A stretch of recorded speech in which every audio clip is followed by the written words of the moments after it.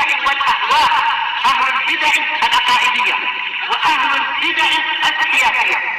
نقول بيننا وبينكم السلف، بيننا وبينكم الكتب، كان فيقول البدع بيننا وبينكم. الحمد لله حمدا كثيرا طيبا مباركا فيه كما يحب ربنا ويرضى. أشهد أن لا إله إلا الله وحده لا شريك له، وأشهد أن محمدا عبده ورسوله صلى الله عليه وعلى آله وأصحابه ومن تبعهم بإحسان إلى يوم الدين. أما بعد، ikhwani al-kiram, waffaqani Allah wa iyyakum. Pada pertemuan yang lalu kita telah masuk pada poin yang ke-106 berhubungan dengan perkara penting di dalam agama kita yang Rasulullah SAW peringatkan umat darinya pada setiap khutbah-khutbah beliau, yaitu tentang perkara bid'ah. Yang dimaksud dengan bid'ah itu apa? Indahnya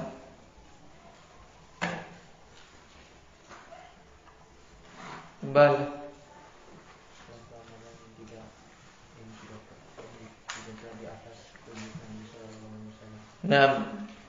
suatu amalan ibadah yang tidak di atas petunjuk Nabi SAW. Ya, semua amalan-amalan yang dilakukan tidak di atas petunjuk Nabi SAW, maka ini dinamakan dalam agama kita namanya apa? Nabil, namanya bid'ah. Dan Nabi SAW telah memperingatkan kita. Di antara dalilnya apa? Indahnya Hanafi.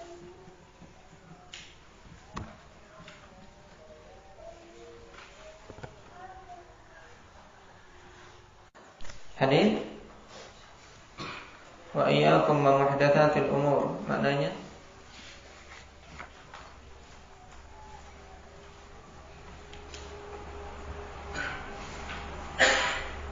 indahnya alif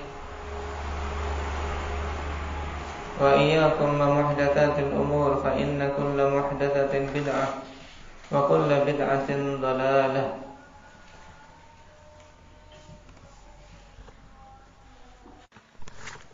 Jauhilah oleh kalian perkara-perkara baru yang diada-adakan dalam agama ini. Karena semua perkara-perkara baru dalam perkara agama, hal-hal yang diada-adakan pada perkara agama. Adapun perkara dunia terserah. Orang membuat pesawat terbang, membuat mikrofon, membuat hal-hal yang lain pada perkara dunia, ini bukan pembahasan kita. Yang diperingatkan oleh Nabi SAW, wa iyyakum wa muhdatsatil umur, hati-hati kalian, tinggalkan oleh kalian perkara-perkara baru, maksudnya dalam masalah agama. Karena Rasul SAW diutus untuk menjelaskan perkara agama. Nah, karena semua perkara-perkara baru dalam agama yang tidak dicontohkan dan dibimbingkan oleh Nabi SAW adalah bid'ah. Dan semua kebid'ahan itu hukumnya dhalalah, hukumnya sesat. Dan ini sabda Nabi SAW yang wajib untuk kita menerimanya. Nah, dan pada poin ke-107 yang akan kita baca, isyarat ikhwanifillah tentang salah satu konsekuensi dari melakukan kebid'ahan. Kita baca, fi ayyi suratin qauluhu ta'ala am lahum syuraka'u syara'u lahum minad din ma lam ya'dam bihi Allah walaula kalimatul fasli laqudiya bainahum wa innadh dhalimina lahum 'adzabun alim.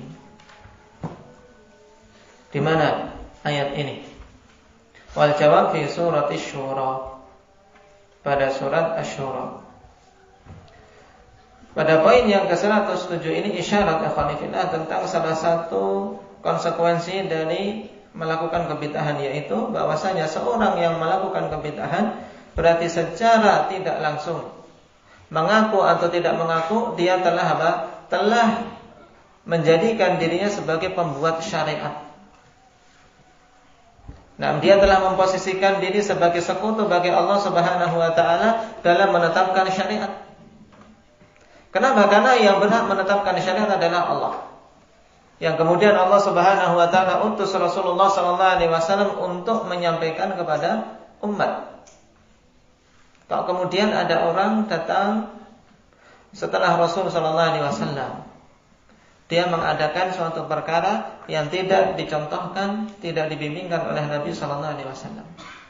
Muncul dari apa? Dari olah pikir dia, dari karangan dia. Berarti dia telah membuat syariat sendiri. Telah membuat syariat sendiri. Makanya Allah Subhanahu wa taala katakan am lahum syuraka'u syara'u lahum minad dini ma lam ya'zam bihillah. Apakah mereka itu memiliki sekutu-sekutu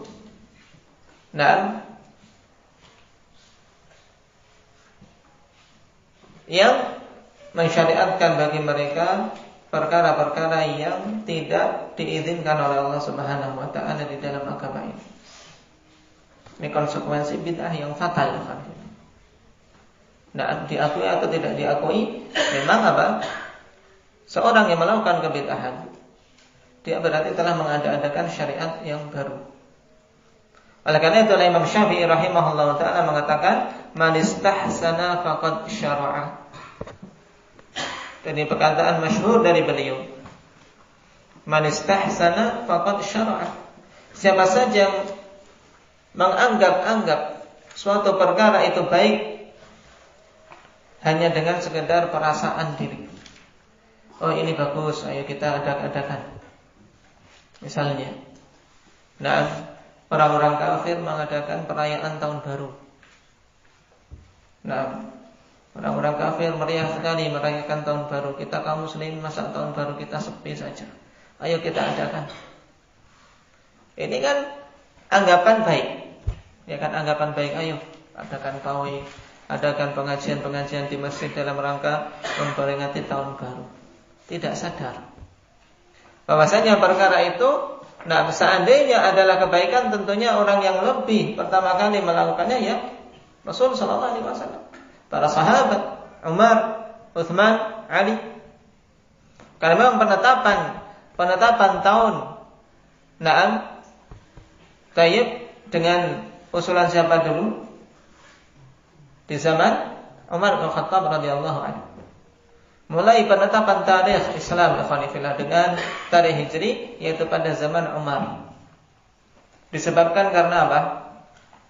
Karena suatu kali Umar mengirim surat Tayyib, tapi apa? Sampai ke Yaman, sampai ke sahabat-sahabat yang dikirim ke negeri-negeri yang telah dikuasai oleh kaum muslimin, jaraknya lama, sehingga apa? Tidak tahu ini kapan nulisnya. Nah, karena itulah diusulkan kepada khalifah untuk apa? Membuat tarikh. Dan terjadi ijma' saat itu. Yang sebelumnya, disampaikan pendapat-pendapat, ada yang tarikh sejak kelahiran Nabi, ada tarikh sejak diutusnya Nabi dan seterusnya. Kemudian dipilih penanggalan kaum muslimin dimulai sejak hijrahnya Nabi sallallahu alaihi wasallam. Karena itu adalah awal kebangkitan kaum muslimin. Dengan hijrah ini kemudian kemenangan demi kemenangan diraih oleh kaum muslimin. Nah, mereka yang mencetuskan saja tidak memperingati. Apalagi kemudian kalau ada puasa akhir tahun dan awal tahun. Nabi sallallahu alaihi wasallam saja tidak menetapkan kapan awal tahunnya, kapan akhir tahunnya. Karena penetapan awal tahun dan akhir tahun itu sudah baru muncul pada masa Khalifah Umar radhiyallahu anhu. Ini contoh. Salah satu contoh bagaimana orang menganggap baik, akhirnya dia tidak sadar membuat syariat sendiri yang tidak disyariatkan oleh Nabi sallallahu alaihi wasallam.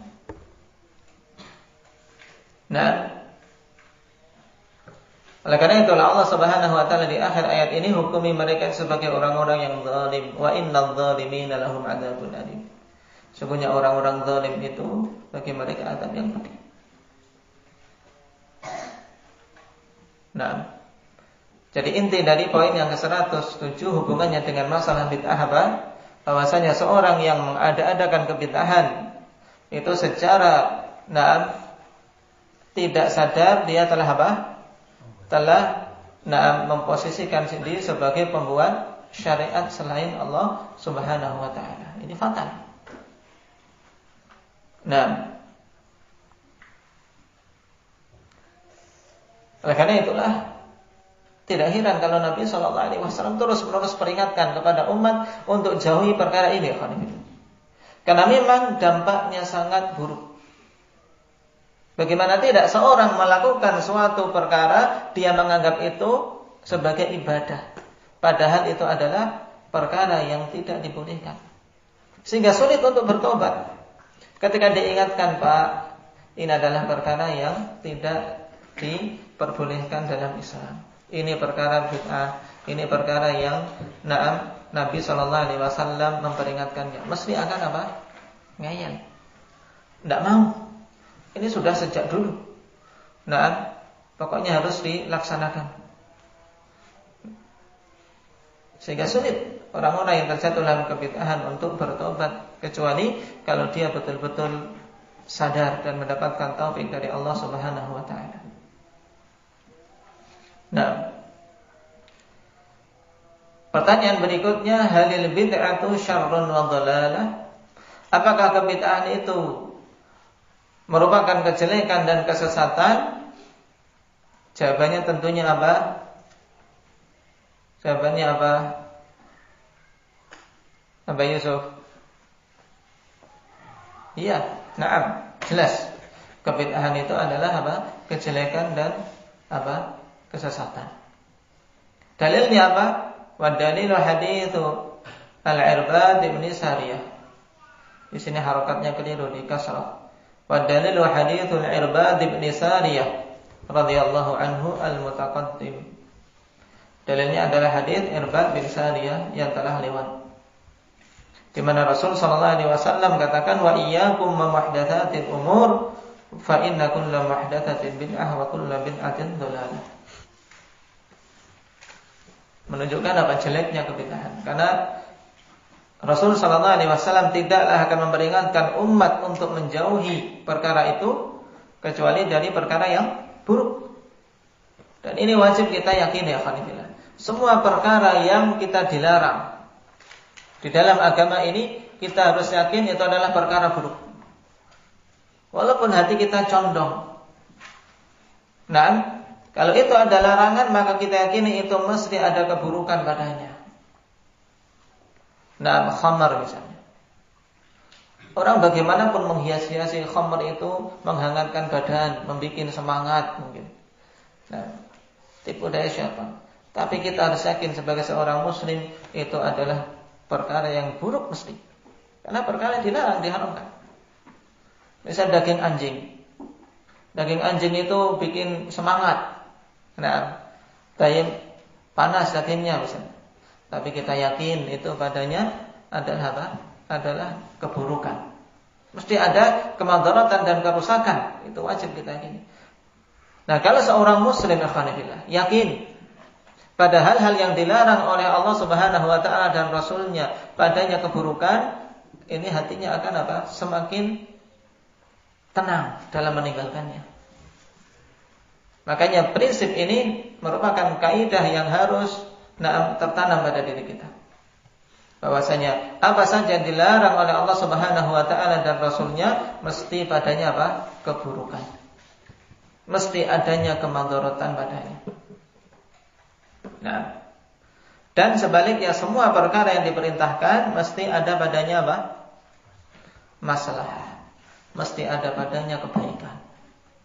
Nah, adapun tentang dalalah sesatnya bid'ah jelas karena Nabi sallallahu alaihi wasallam mengatakan wa kullu bid'atin dalalah, dan semua kebid'ahan itu dalalah, sesat. Dan kata kullu ikhwanifillah termasuk di antara sejelas-jelasnya sighah umum, konteks yang umum, karena semuanya. Tidak boleh kita mengeluarkan satu bid'ah pun dari keumuman kata kullu kecuali dengan dalil, dan tidak kita dapati dalil yang menyatakan bahwasanya Rasul sallallahu alaihi wasallam mengeluarkan satu jenis dari jenis-jenis bid'ah yang ada. Tidak ada satu pun. Dan sekali lagi bid'ah yang dimaksud adalah bid'ah yang syar'i, bukan secara bahasa. Bid'ah yang syar'i yaitu yang Rasul sallallahu alaihi wasallam peringatkan kita darinya. Semua amalan yang seorang meyakini itu sebagai bentuk ibadah kepada Allah Subhanahu wa taala yang tidak dilakukan di atas petunjuk Nabi sallallahu alaihi wasallam. Inilah hakikat bid'ah.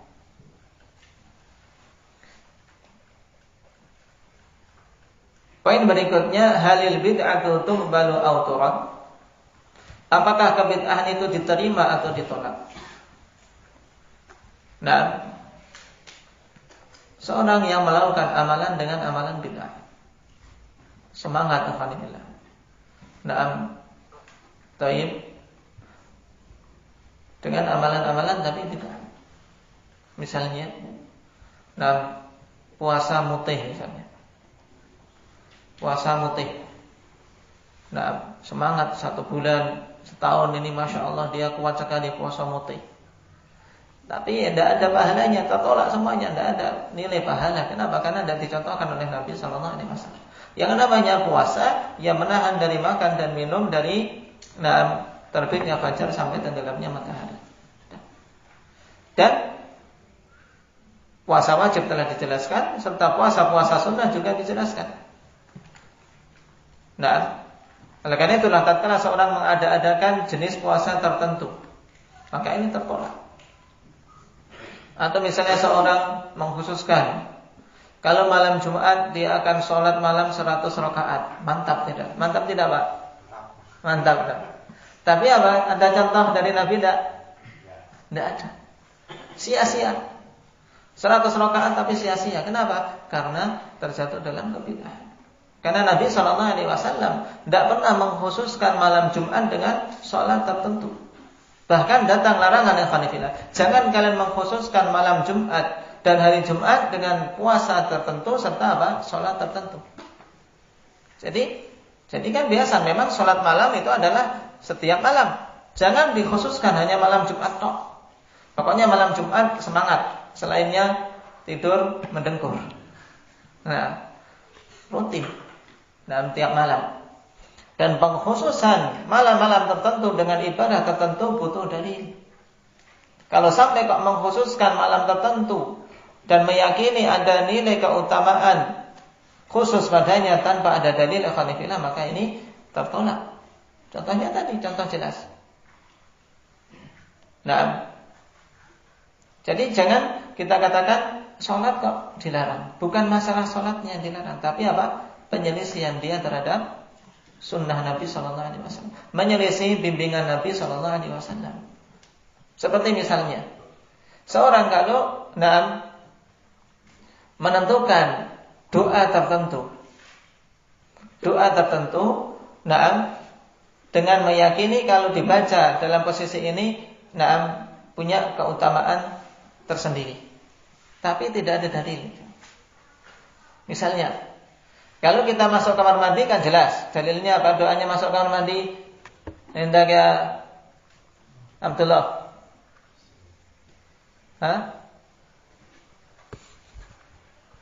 Nah, Allahumma inni a'udzubika minal khubuthi wal khaba'ith. Kemudian misalnya ini kurang mantap. Di kamar mandi setannya banyak. Pokoknya sebelum kamar mandi baca ayat kursi 3 kali. Nah, mantap tidak? Nah, mantap kelihatannya tapi bid'ah. Kenapa? Karena Nabi sallallahu alaihi wasallam tidak melakukannya. Nah, paham bedanya?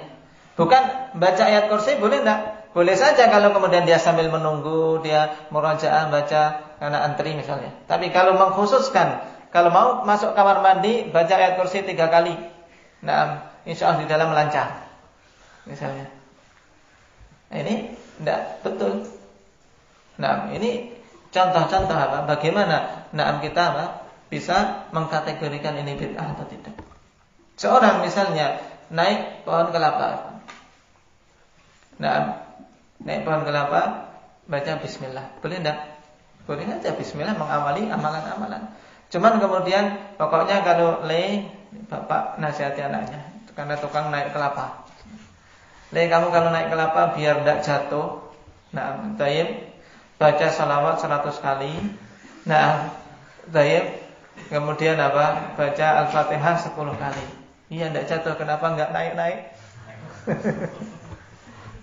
Kenapa? Sibuk di bawah 100 kali akhirnya enggak jadi naik, enggak jatuh. Nah, ini ketika mengkhususkan salawat. Mengkhususkan salawat 100 kali sebelum naik pohon kelapa. Kan dia mengkhususkan doa tertentu, ya tidak. Zikir tertentu, tidak ada dalilnya dari Nabi SAW, masuk kategori bid'ah. Tapi kita katakan bersalawat sunnah atau bukan? Bersalawat sunnah. Bersalawat silahkan, memperbanyak salawat. Seorang sambil melakukan pekerjaan dia bersalawat, memperbanyak bersalawat sunnah. Rasul SAW mengatakan, "Man shalla alayya salatan sallallahu alaihi asyra." Siapa saja yang bersalawat atasku 1 kali salawat, Allah akan memuji dia 10 kali. Sehingga banyak sekali dalil tentang keutamaan salawat. Tapi bukan kemudian kita sembarangan menempatkan salawat ini pada tempat-tempat khusus tanpa dalil. Misalnya tadi kalau seorang ibu mau masak biar enak, salawat 5 kali. Enak sekali kayak pembuat syariat, pembuat semaunya sendiri menetapkan zikir-zikir. Dalam artian penetapan pengkhususan suatu perkara pada tempat atau pada waktu dengan jumlah tertentu, ini butuh dalil. Kapan saja menetapkan hal-hal tersebut tanpa dalil, tanpa bimbingan dari Nabi SAW, masuk dalam kategori bid'ah. Ini hendaknya kita pahami dengan baik. Walaupun asal perkara itu adalah perkara yang ibadah. Membaca kalimat tahlil la ilaha illallah. Ini zikir bukan? Zikir seutama-utama zikir. Tapi kalau kemudian mengkhususkan, misalnya membaca tahlil sambil berjalan mengangkat jenazah. La ilaha illallah terus sambil mengangkat jenazah. Ini ada contohnya tidak dari Nabi? Tidak ada. Tidak ada contohnya dari Nabi SAW. Walaupun seorang seandainya itu kebiasaan dia dalam artian sambil jalan memang kebiasaan dia membaca kalimat tahlil, tidak meniatkan untuk mengkhususkan kalau mengiringi jenazah baca tahlil, dia bernilai pahala tidak? Bernilai pahala. Tapi tatkala dia niatkan, ini zikir khusus kalau mengiringi jenazah, bernilai pahala tidak? Tidak. Bedanya ya kan? Inilah bedanya niatan dan juga bedanya ilmu. Bedanya. Semoga dipahami tentang perkara bid'ah ini. Karena sungguh di antara hal yang sangat merugikan seorang hamba tatkala dia beramal dengan amalan kebid'ahan. Kenapa? Karena tidak diterima, sia-sia tok. Dalilnya apa? Wa dalilu hadits Aisyah radhiyallahu anha qalat qala Rasulullah sallallahu alaihi wasallam man ahdatha fi amrina hadza ma laysa minhu fa huwa raddun. Rawahul Bukhari wa Muslim. Siapa saja yang mengada-adakan pada syariat kami, yaitu pada agama Islam ini yang bukan termasuk bagian darinya, maka itu tertolak. Mengada-adakan amalan yang bukan termasuk dalam syariat Islam. Yang dimaksud dengan syariat Islam adalah syariat yang dibawa oleh Nabi sallallahu alaihi wasallam, diterangkan oleh beliau, dicontohkan oleh beliau, kemudian disampaikan oleh para sahabat kepada generasi berikutnya. Nah, kalau mengada-adakan kok tidak ada contoh dari mereka ini, maka itu tertolak. Sayang. Allah Subhanahu wa taala katakan, "Wa qadimna ila ma 'amilu min 'amalin faj'alnahu haba'an manthura." Kalau orang-orang seperti ini akan didatangkan amalan-amalannya, yang dilakukan di dunia kemudian dijadikan haba'an manthura, debu yang berterbangan. Dan inilah orang-orang yang merugi. Allah Subhanahu wa taala telah menegaskan tentang kerugian mereka ini sebagaimana di akhir-akhir surat Al-Kahfi. Qul hal nunabbi'ukum bil akhsarina a'mala. Katakan wahai Nabi, maukah kalian aku beritahu orang yang paling merugi amalannya? Mau enggak kalian? Siapa ini? Alladzina dhalla sa'yuhum fil hayatid dunya wa hum yahsabuna annahum yuhsinuna sun'a. Yaitu orang-orang yang hilang amalannya ketika dulu mereka melakukan di dunia, amalannya hilang. Amalannya sia-sia. Wa hum yahsabuna annahum yuhsinuna sun'a. Dalam keadaan mereka menyangka mereka telah berbuat dengan sebaik-baiknya. Menyangka mereka sebagai orang yang banyak ibadahnya, banyak amalan solehnya, ternyata amalan itu sia-sia. Di antara yang masuk kategori ini adalah apa? Pelaku-pelaku kebid'ahan. Makanya sekali lagi, sederhana di atas sunnah itu lebih bagus dan jauh lebih bagus, tidak ada bandingannya daripada apa? Sungguh-sungguh tapi di atas bid'ah. Nah, barakallahu fiikum, nasallallahu taufiq wassalam.